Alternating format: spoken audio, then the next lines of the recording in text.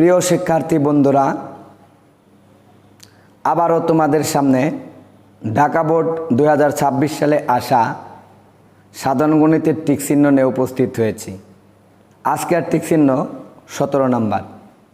ইতিমধ্যে তোমরা আমার পোস্ট করা 16 নম্বর পর্যন্ত টিকচিহ্ন পেয়েছ।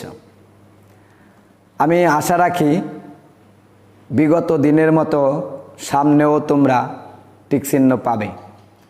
তবে আমার একটি বিশেষ অনুরোধ, তোমরা যারা আমার ভিডিও দেখো তারা অবশ্যই ভালো হোক মন্দ হোক একটি কমেন্ট করে যাবে।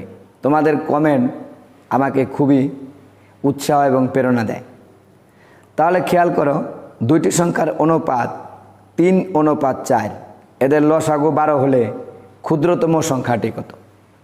এখানে কিন্তু মূলত দুইটা সংখ্যার অনুপাত দেওয়া আছে। তাহলে আমরা প্রথমে লিখব, ধরি ক্ষুদ্রতম সংখ্যাটি সমান সমান 3x। এরপরে বৃহত্তম সংখ্যাটি সমান সমান 4x। যে দুটো অনুপাত দেওয়া আছে আমরা এই দুটো ধরবো, 3:4। তাহলে একটা 3x, একটা 4x।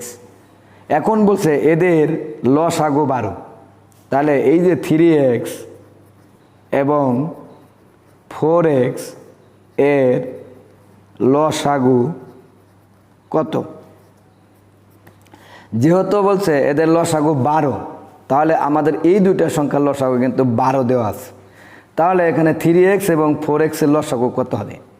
লসাগুর সময় যদি এই যে 3 এবং 4 এর কোনো সাধারণ উৎপাদক না থাকে, অর্থাৎ এই দুইটা 3 এবং 4 এর মধ্যে যদি কোনো কিছু দেওয়া না যায়, ধরো 3 এবং 4 এটাকে আমরা দেখলাম যে কত দেওয়া যায়, আসলে কিন্তু এখানে এই দুইটার মধ্যে কোনো কিছুই যায় না, অর্থাৎ কোনো কিছু দিয়ে দুইটাকে ভাগ করা যায় না।